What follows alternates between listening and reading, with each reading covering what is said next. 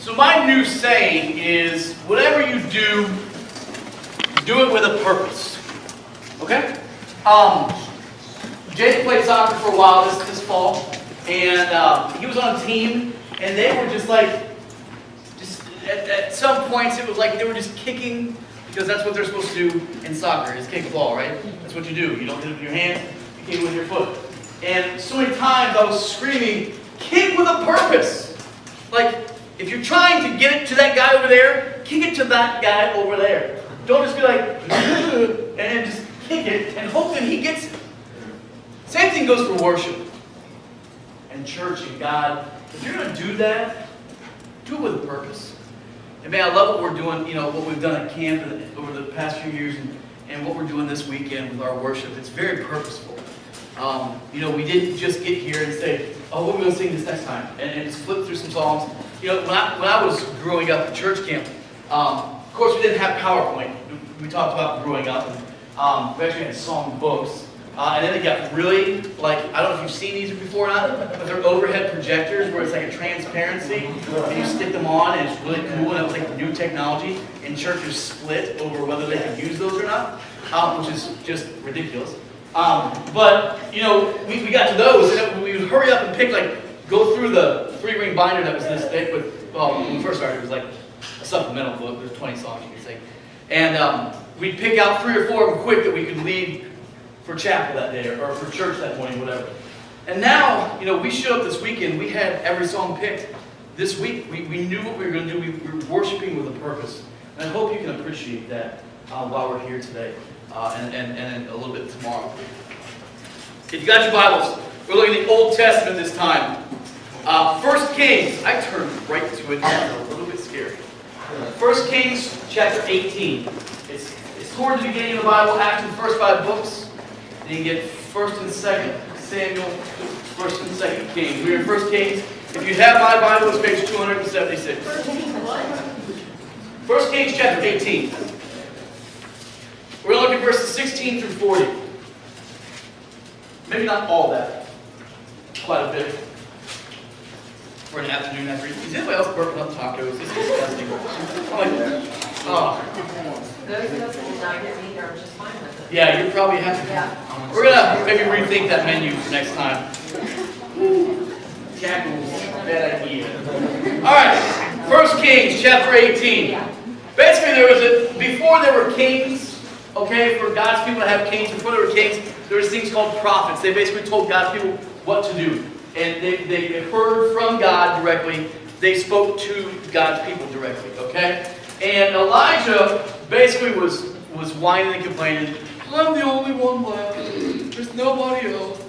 And all this. I mean, maybe not use that voice, but that's my little pansy complaining voice. So he was doing that. Then he comes in contact with this evil queen and her priests and stuff. That's kind of the background here. So Obadiah, verse 16. Obadiah went to meet Ahab and told him, and Ahab went to meet Elijah. When he saw Elijah, he said to him, is that you troubler of Israel? And I have not made trouble for Israel, Elijah replied, but you and your father's family have. This is the people who are doing things. So he says, you have abandoned the Lord's commands and have followed the Baals. Baals are the idols that they were worshiping. Now summon the people from all over Israel to meet me on Mount Carmel and bring the 450 prophets of Baal and the 400 prophets of Asherah who eat at Jezebel's table. That must be a big table for 850 people. I'm just saying. So anyways, they sent word, all of them show up, right? And they get this big deal. Verse 22 then says, then Elijah said to them, I am the only one of the Lord's prophets left. The Lord being the true God. But Baal has 450 prophets. Get 2 bulls for us. Let them choose one for themselves, and let them cut it into pieces and put it on the wood, but not set fire to it. I will prepare the other bull and put it on the wood, but not set fire to it. Then you will call on the name of your God, and I will call on the name of the Lord. The God who answers by fire, He is the true God. So you understand what's going on here. He said, you got your God, I've got my God. I think my God is the real God. You think this golden calf that you made is the God you should worship. I've never understood, I made this, so I'm going to say this is the best thing ever. It just doesn't, whatever. So he says, we're going to get 2 bulls, we're going to sacrifice them kind of thing, and don't set them on fire. You tell your God to put it on fire. I'm going to tell my God to put it on fire. Whichever one catches on fire, that's how we know who the real God is. Okay, so that's what's going on. Then all the people said, what you say is good. So they did it. So, let's see. Verse 26, so they took the bull given them and prepared it. Then they called the name of Baal from morning till noon.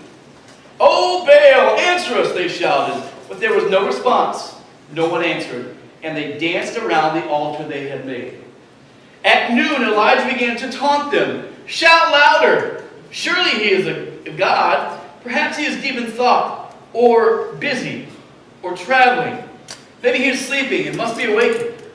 This whole busy thing, by the way, if you look at some of the context clues, basically he's saying maybe he's in the bathroom doing business and can't really start your fire for you now because he's busy with that.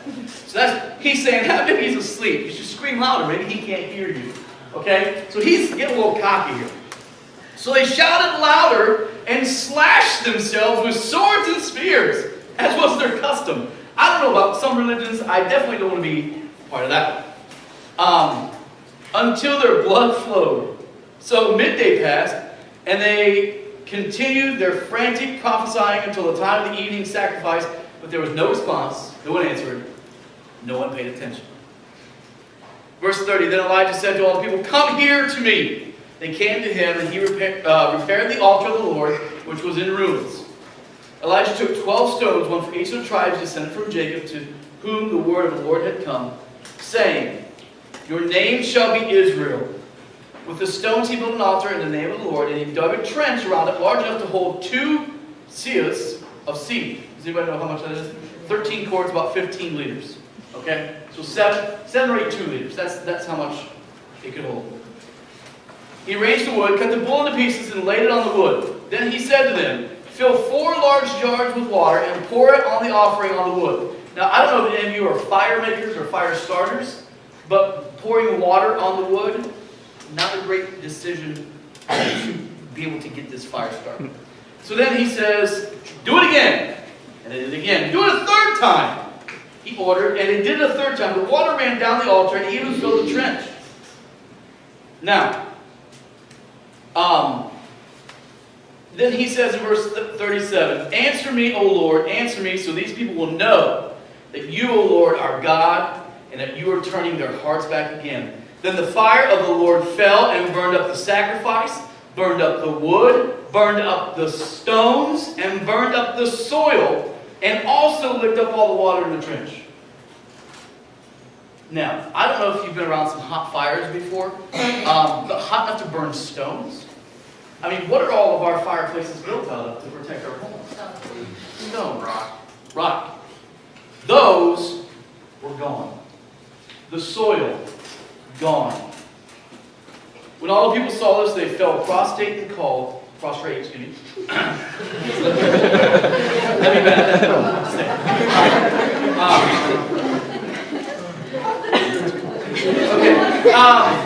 The Lord, He is God. The Lord, He is God.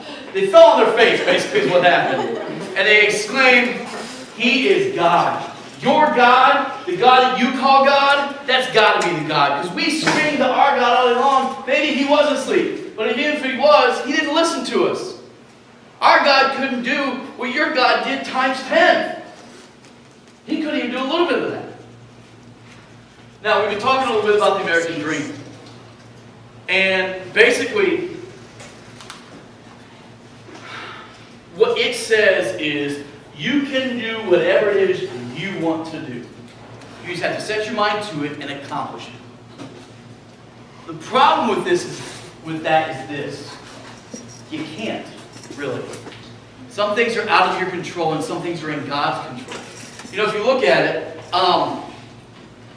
Jesus did all sorts of things that man couldn't do. He caused blind men to see.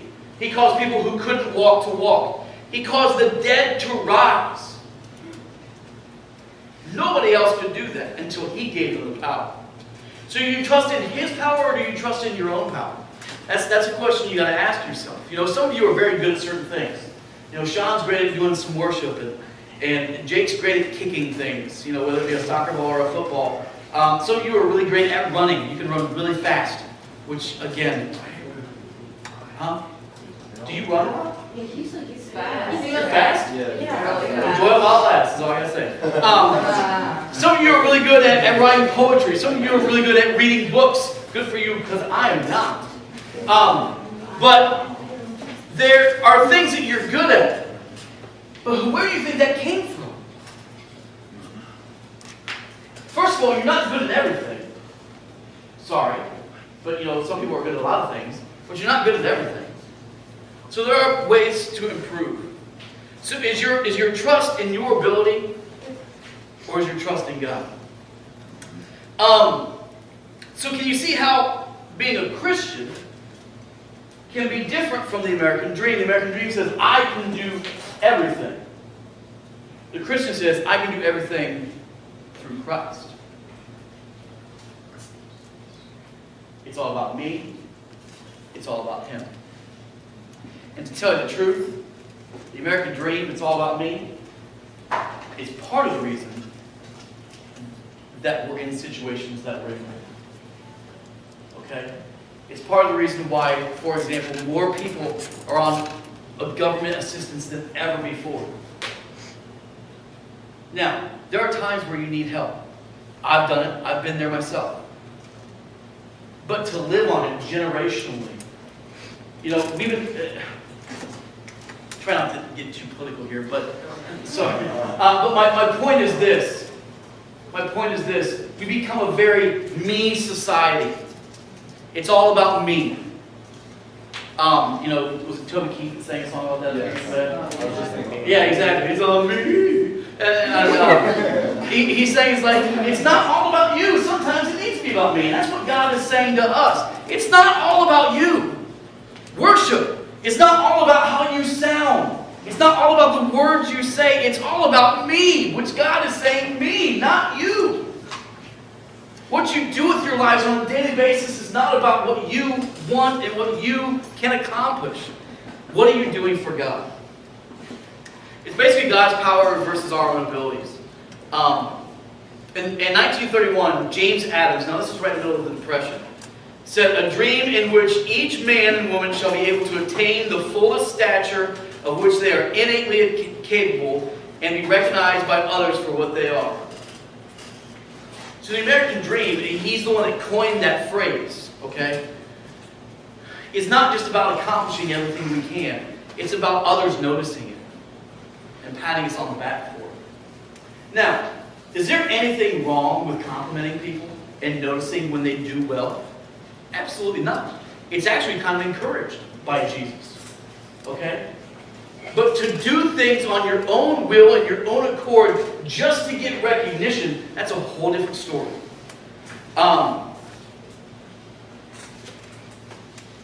You know, you see all the time, whether it's at awards ceremonies or in interviews after sporting events, what do they always say? They always thank God amongst all their friends and producers and all His people. Now, some of you have to wonder, you've heard the lyrics to the song that they just won the award for, have to wonder if they know who God really is when they thank Him. But it is nice to hear that, whether you judge their character or not. But the Gospels say this. The Gospels are basically the stories about Jesus. Say this. We need to die to ourselves into believing God and His power in our lives, not building ourselves up. Look at John 15:5 real quick. John 15:5. Let's start with verse 1 actually. It says, I am the vine and my Father is the gardener. Jesus is the vine. He cuts off every branch in me that bears no fruit, while every branch that does bear fruit, He prunes so that it will be even more fruitful. You're already clean, because the word I have spoken to you remain in me, and I will remain in you. No branch can bear fruit by itself. It must remain in the vine. Neither can you bear fruit unless you remain in me. What that whole pruning, vine, fruit stuff is, Jesus is saying, you're not going to accomplish anything if you're not with me. And what you do isn't going to matter unless you're in touch with me. He says, you stay with me, things will be productive here. In regards to the American Dream, I know I keep saying that phrase over and over and over, but that's basically what this book was about. In regards to that, God actually doesn't delight in our abilities. He delights in our inabilities. Okay? Let's look just quickly at some of the people he used in Scripture. For example, one of the people we talked about, Scott talked about this. Sam just posted this a couple weeks ago. His lesson from camp was Gideon. Okay? Gideon is hiding where? Remember that? Yeah. In a thresh, like in a wheat, he's threshing wheat in like was it a wine press? Yes, he's in a wine press. And he approaches me and says, "Hey, mighty warrior." And he's like, "You talking to me?" Because I'm kind of scared right now. I don't know about you, but these guys that are coming in, I'm so scared I can't even harvest my wheat out in public. I've got to do it here because they might take it from me. So a guy that was running scared, God called him mighty warrior and uses him and a couple hundred people to defeat this large army and save his family, or save his people. Another one was the woman at the well. If you don't know this story, most people went to the well. You didn't just go to the faucet to get water. You had to go to a well. Most people did that in the morning when it was cooler. This woman went during midday. It's the hottest part of the day. But the reason why she did that was because she wasn't really welcome in that society. Jesus sits down and says, "Hey, give me a drink." She's like, "I don't know if I should be the one giving you a drink." And they get this conversation, and the bottom line is she had like a bajillion husbands, and she was living with another guy, and she's like, you have nothing to do with me. Don't even talk to me. I'm not worthy. And he says, "No, you are worthy." And he uses her to reach that community. Okay, so there's another one. Think of Mary, the mother of Jesus. Here's this teenage young woman that God goes to. She's engaged. She's not even married. Not supposed to be doing that stuff yet. So he says, "You're going to have a baby." She's like, "Oh, that'd be great someday." He's like, "No, now. You're going to break it now." And she's like, "But that's not going to work real well. I'm a teenage woman. Going to get married to this guy. He's probably going to leave me because there's no way he's going to believe that God impregnated me." He's like, "No, what?" And he used a simple teenage girl to bring the Savior of the world into this world through her. Now think about that. A lot of you in here probably know a teenage mother. My sister was one of them. She was 16 when she had her son. She was a sophomore in high school. It's pretty young. She graduated high school on time. She went to college and graduated college with a double major in 4 years. Only 1% of girls in that situation accomplish that feat. 1%. And my sister did it. This teenage mother, unwed mother at the time, had the responsibility of raising Jesus. If you don't think the responsibility of raising a child at any time is a big responsibility, what about knowing it's God's son? Oh, should I spank him? Is he doing wrong? Is that wrong? I don't think he's allowed to do wrong. I don't know. Just lots of things running through your head. You're like, discipline the Son of God, is that like backwards? I'm not really sure. Should he be disciplining me? I don't know. So, there's lots of things to think about. But he used Mary, a simple teenage girl, to bring the Savior of the world into this world. Another one was Joshua and Jericho.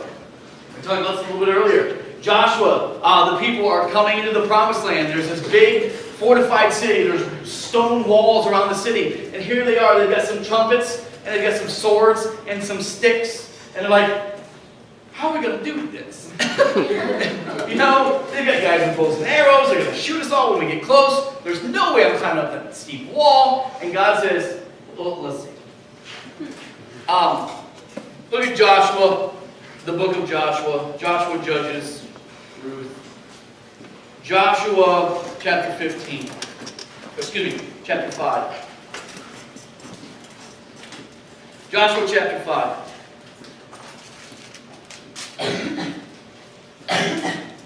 Verse 13. It says this.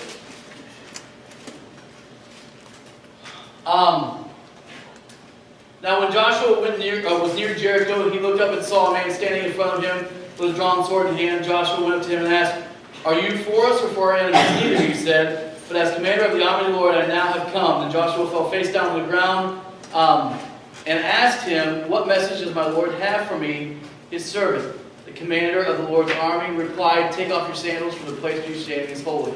Okay, so then he goes on to describe Jericho, and here's what they're supposed to do. For 6 days, they're supposed to get up with the priests, take the Ark of the Covenant. The 7 priests carrying the 7 trumpets went forward, marching before the Ark of the Lord and blowing the trumpets. The armed men went ahead of them, and rear guards followed them. And while the trumpets were sounding, they kept sounding. So on the 2nd day, they marched around the city once and returned to camp. They did this for 6 days. So they got up, right? They're taking the Ark, which is where all the God stuff is. And with the priests, they're marching around blowing their trumpets. Okay? One time around the city, then they go home for 6 days. Now, if you're in Jericho, what are you thinking? What's going on? This is ridiculous. Are they going to fight us? They really think that their trumpets? What? Is this a band contest of some sort? What's going on? And so the 7th day, in verse 15, they got up at daybreak and marched around the city 7 times in the same manner, except that that day they circled the city 7 times. The 7th time around, when the priest sounded the trumpet, Joshua commanded the people, "Shout! For the Lord has given you the city." And it went. They screamed, the walls down, and everybody died inside. I've been to some loud things, okay? Of course, the loudest event I've ever been to was an Ohio State football game when they played USC. They lost, but they were winning the entire game until there was 1 minute and 16 seconds left. And they lost, which was fantastic. But for that first 3 quarters and then another 14 minutes, that place was the loudest I have ever been anywhere. 105,000 people. Like, the guy standing literally like up against my shoulder, I couldn't hear him. I had to lean in and scream at the top of my lungs for him to hear anything I was saying, and vice versa. That stadium didn't fall down. It probably did when they scored a touchdown to take the lead. That stadium didn't fall down. I know Michigan packs 110, 115,000 people there. Penn State is the same way. God's people did what God said. And through a few people shouting, God won it. If you see all these examples, and there's so many more in the Bible, so many more. He chose Moses to go talk to Pharaoh, and Moses is like, "But I have a speech impediment, and when I say Pharaoh, it sounds like Pharaoh." And he's like, I can't talk right. And you're asking me to go tell Pharaoh to let my people go. And anyway, so he's like, "I have a speech impediment." And God's like, "I don't care if you have a speech impediment. I'm going to speak through you, and Pharaoh's going to hear me." God chooses people with less to do His more. God chooses people with less to do His more. And here's why. It's not about you, it's about Him. And if you're in His way, you need to get out of the way. You need to hear that again. Adults to children. If you are in God's way, you need to get out of the way and let Him do His thing. Because He will not work in you and through you to accomplish what He needs to get done until you're out of the way. That's hard to do. I'm good at some things. And when people ask me to do those things, I can do them well. I know what I'm not good at. I'm not good at running 5Ks right now. My orthopedic surgeon actually said, don't ever run ever again. Like, what if it's raining? You like get an umbrella. So, but I'm pretty confident in some of my abilities. And God says, I don't want your abilities. I want your inabilities, because that's where I'm going to shine. Okay? I have a lot more on here. We need to move on. If you look at the book of Acts, Acts is where the church first started. Jesus goes up to heaven, leaves 120 people. Within 5 days, there's like 20,000 people. But he did that with fishermen. They were not scholars. They were not religious people of the day. They were not preachers. When one of the guys, when they got to preach, there were people there from all over the world, and guess what? They spoke in tongues. And I'm not talking about, no, I'm not talking about that kind of speaking in tongues. I'm talking about when they talked, everybody heard in their own language. Spanish, French, German, Japanese. They were speaking it, and everybody understood. That was God. He was using these fishermen, these tax collectors, these doctors to accomplish His work. And it was obviously a God thing. And the thing that we need to understand is this. You know, there are church seminars all the time about how to grow a bigger and better church. How to grow your church. People have written hundreds of thousands of books about it. People charge thousands of dollars for church leaders to go to these conferences to learn how to grow the church. I actually saw one of the denominations that I'm familiar with sent out this report. Here's what we're doing wrong. If we want to grow, we need to have the right lighting. We need to have the right screens. We need to set the right mood in the auditorium. Does God care about any of that? Is that why they're not growing? Maybe they're not growing because they're not preaching Jesus. And they're trying to get in God's way and they're not letting God work in their lives. It's not about the lights. It's not even about the songs you sing. We get so caught up in the fact that we need a good performance for the people when they get there. We need a big place for it, and we need to do something that's going to hook them so they come back. You know, if you have a good church and people are going to come, you need to have good worship, you need to have something for the kids. That's what everybody knows and everybody tries to do. Maybe it's not about the good worship, but about the programs for the kids. Maybe it's about Jesus. Now, I know that many of you haven't gotten into this stuff because you're still in youth group and you don't have any clue about growing churches. But what I'm talking about with you is growing your life. Right? Maybe it's not about going to camp or fall retreats or youth events or concerts or stuff at Cedar Point with the youth group. Maybe it's not about that stuff. Maybe it's just about Jesus. Jesus was good enough for thousands of people on the day of Pentecost when about 7,000 people were baptized and gave their lives to Jesus. This was soon after, 40 or 50 days after they had just killed him, and they said, oh, well, what have we done? What can I do to be saved? And they said, repent and be baptized, every one of you. And they did it. Jesus was enough then, He's enough now. Jesus is attractive enough that we don't have to put lights and pictures and paintings and have the right colored walls for that to work. If you show people Jesus, they will be attracted to Him. I've gotten off on a tangent, and this is nowhere close. Well, it's close, but it's nowhere where I want it to be. Here's what we need to do. We need to hit our knees and get out of our own ways. You know, the whole point is the Great Commission. When we were just talking about this, when Jesus was leaving this earth, the very last thing He said was, you need to go and you need to make disciples in all the world. When's the last time you brought somebody to Jesus? Now, I know you're young, but you've got friends, and you've got some friends that don't know Jesus. I've got a lot of friends that don't know Jesus. Maybe it was this weekend. You know, maybe you brought somebody with you that you said, hey, this is going to be a good time, let's go check it out. But the whole point is for us to get on our knees and say, God, it's not about me anymore. It's all about you. You know, even Jesus, and I'll finish with this, Even Jesus, on the night before his death, was on his knees, praying so hard, and he was so worked up that not only was he sweating, he was like bleeding from his pores. It was pouring out. Saying, God, I really don't want to do this. I really don't want to have to do this. And it wasn't necessarily talking about the beating he was going to take, the fact he was going to be crucified. He didn't want to have to take on all that sin. But what did he say?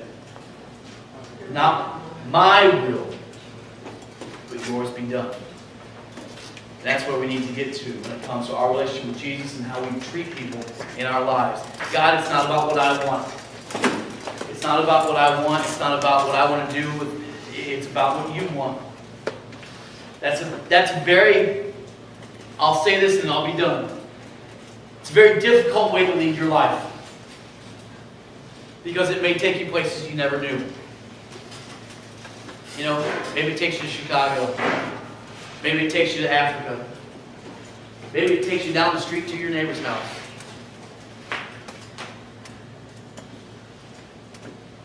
But I'm going to tell you this.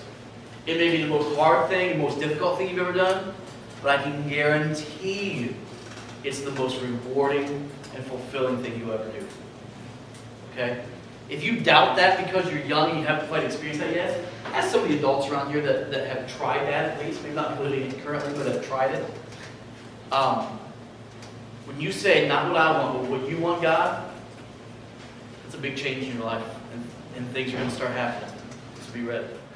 All right, you guys have been a great audience.